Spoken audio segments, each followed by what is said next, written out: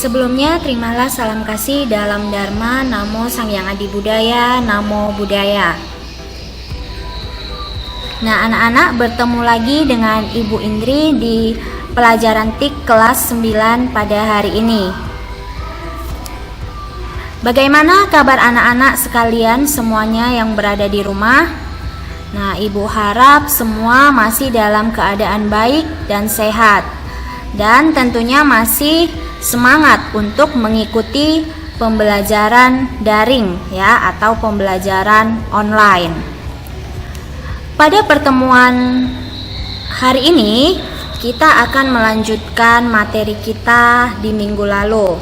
Nah, kalau minggu lalu kita sudah mengenal apa itu internet dan kita sudah mengenal beberapa contoh fasilitas yang terdapat di internet, hari ini kita akan mempelajari pemanfaatan internet di berbagai bidang. Nah, selain itu, Ibu juga akan mengenalkan kepada kalian tentang intranet.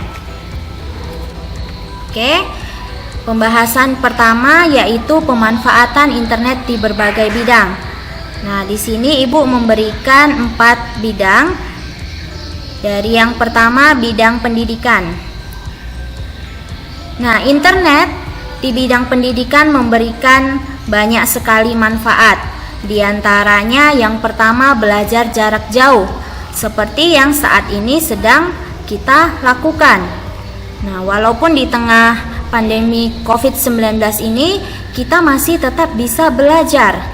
Kita memanfaatkan berbagai media yang ada di internet sehingga kita masih bisa belajar dari rumah, belajar jarak jauh ya.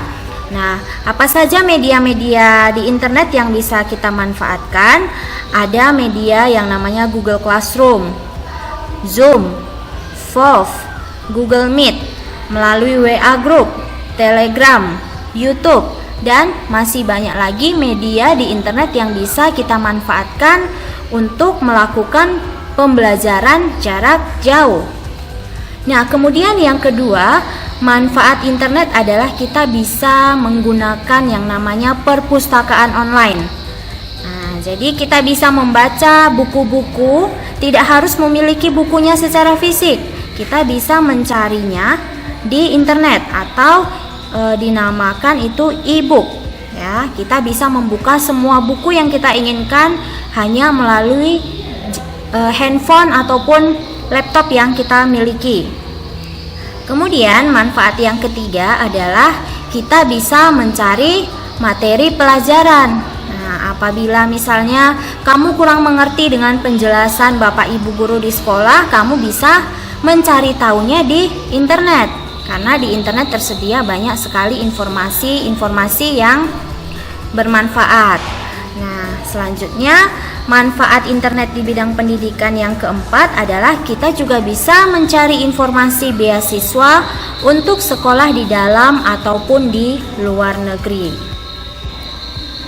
Nah, selanjutnya pemanfaatan internet di bidang kesehatan. Nah, di bidang kesehatan kita bisa memanfaatkan internet sebagai pusat informasi kesehatan secara online. Ya, kemudian untuk rumah sakit, mereka bisa menggunakan internet sebagai alat pendaftaran pasien secara online. Lalu dengan internet kita bisa mendeteksi gejala-gejala penyakit.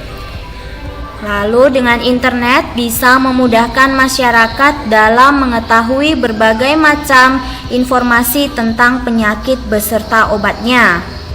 Memudahkan masyarakat dalam mengetahui segala macam penyakit beserta cara pencegahannya, dan dapat mengajarkan masyarakat tentang cara hidup sehat dengan melalui browsing di internet. Saat ini juga sudah ada aplikasi di mana kita bisa berkonsultasi dengan dokter. Tidak perlu kita harus bertemu secara langsung, kita bisa berkomunikasi melalui media internet. Nah, itu tadi manfaat internet di bidang kesehatan. Kemudian manfaat internet di bidang bisnis. Nah, di sini Ibu memberikan 2 contoh ya. Yang pertama itu ada kita kenal namanya e-commerce. atau yang artinya adalah perdagangan secara elektronik. Nah, kita juga mengenal istilah e-commerce ini dengan jual beli online. Nah, kamu tentu sudah mengetahui banyak sekali platform-platform e-commerce yang bisa digunakan untuk melakukan perdagangan secara elektronik. Nah, contohnya ada Shopee, Tokopedia, Lazada, Bukalapak, dan masih banyak lagi. Kita bisa memanfaatkan media e-commerce ini untuk membeli barang yang kita inginkan. Nah, e-commerce ini memberikan keuntungan di dua sisi, keuntungan di sisi pedagang dan di sisi kita sebagai pembeli. Contohnya, sebagai pedagang mereka tidak harus membuka toko. Nah, mereka tidak perlu membuka toko untuk menjual barang-barangnya. Mereka cukup memasarkan produk mereka melalui platform-platform e-commerce. Nah, sehingga kalau mereka tidak membuka toko, berarti biaya sewa toko akan berkurang. Kemudian biaya gaji karyawan pun berkurang karena bisa dikelola sendiri ya. Nah, sedangkan keuntungan dari sisi konsumen atau pembeli ya, kita bisa melihat atau membandingkan beragam macam produk.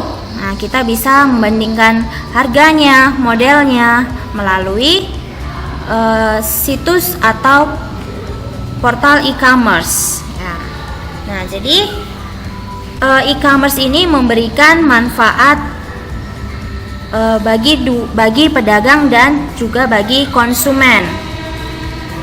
Kemudian pemanfaatan internet di bidang bisnis selanjutnya adalah internet banking. Nah, internet banking ini adalah sebuah aplikasi di mana kita bisa melakukan berbagai macam transaksi perbankan. Kita tidak perlu repot datang ke bank. Kita bisa melakukannya hanya dari rumah. Nah, dengan media handphone ataupun laptop. Nah, jadi contoh transaksi yang bisa kita akses lewat media internet banking atau e-banking ini adalah kita bisa mentransfer uang ke teman kita yang berada jauh dari kita tanpa harus kita repot-repot datang ke bank. Nah, kemudian kita bisa mengecek saldo di rekening kita. Nah, ada transaksi yang tidak bisa dilakukan internet banking, yaitu transaksi penyetoran. Nah, untuk melakukan penyetoran kita tidak bisa melakukannya lewat internet banking. Kita harus datang ke ATM ataupun ke bank terdekat. Nah, kemudian pemanfaatan internet di bidang pemerintahan. Nah, ada yang namanya e-government dan e-tax. Nah, e-government ini adalah sebuah seperti website ya. Pemerintah pusat maupun pemerintah lokal masing-masing memiliki website untuk memberikan informasi kepada masyarakat. Nah, kemudian ada yang namanya e-tax. E-tax ini adalah pajak secara online ya. Kita bisa melaporkan pajak, bisa membayar pajak, tidak harus datang ke kantor pajak. Kita bisa mengaksesnya dengan bantuan internet. Tentu menggunakan aplikasi pajak ya, seperti e-faktur, seperti itu. Nah, itu tadi adalah materi kita tentang pemanfaatan internet di berbagai bidang. Selanjutnya, di sini Ibu akan mengenalkan kepada kamu tentang apa itu internet, intranet. Nah, jadi selain internet, ada juga jaringan komputer yang namanya intranet. Nah, apa itu intranet? Intranet itu merupakan jaringan komputer yang hanya diperuntukkan dalam lingkup perusahaan atau institusi atau sekolah ya contohnya. Nah, jadi beda internet dengan intranet itu, kalau internet dia jaringannya lebih luas secara mendunia. Tapi kalau intranet jaringannya itu hanya secara lokal. Contohnya hanya bisa diakses oleh satu perusahaan atau satu institusi, seperti itu. Nah, media penghubung intranet itu menggunakan kabel. Ada juga yang menggunakan kabel dengan komputer server. Lalu model jaringan apa saja yang dapat digunakan? Nah, ini kita akan membahasnya di pertemuan selanjutnya. Kemudian yang selanjutnya kita akan membahas tentang kegunaan atau keuntungan penggunaan intranet. Nah, jadi pengguna intranet ini kita bisa melakukan resource sharing atau berbagi sumber daya. Nah, intranet memberikan kemampuan berbagi pakai antara sumber daya yang terdapat dan terhubung dalam jaringan komputer tersebut. Contohnya seperti ketika kamu datang ke warnet. Nah, kamu ingin mengeprint tugas. Tentu saat kamu mengeprint tugas, printernya itu tidak berada di samping kamu. Melainkan printernya itu berada di dekat operator warnet. Nah, printer yang berada di dekat operator warnet itu telah terhubung ke semua komputer yang ada di dalam warnet tersebut.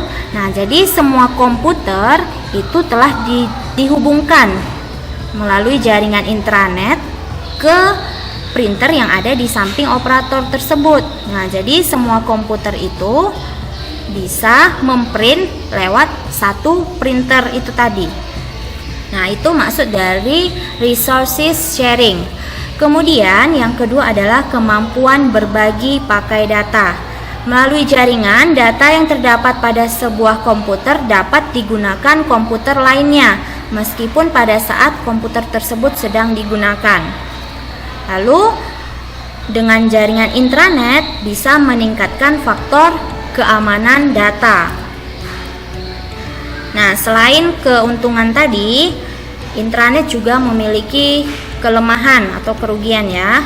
Apa itu kelemahannya? Kelemahannya adalah akses intranet itu terbatas karena jumlah komputer yang termasuk dalam jaringan tersebut hanya sebatas lingkup sekitarnya saja.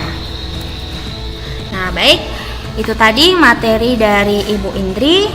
Apabila ada yang kurang jelas atau ada yang ingin kamu tanyakan, kamu bisa menghubungi Ibu Indri.